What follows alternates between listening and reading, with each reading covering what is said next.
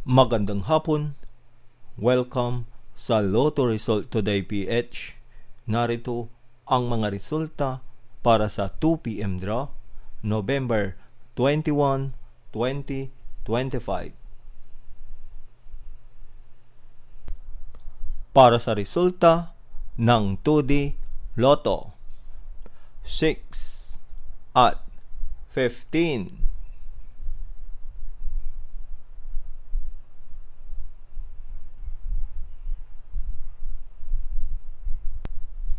Para sa resulta ng 3D Lotto, 4, 8 at 3.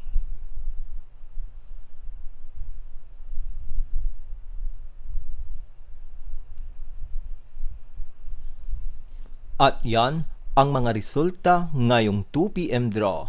Para lagi kang updated sa mga Lotto draw result, mag-like and subscribe. Maraming salamat po sa panonood.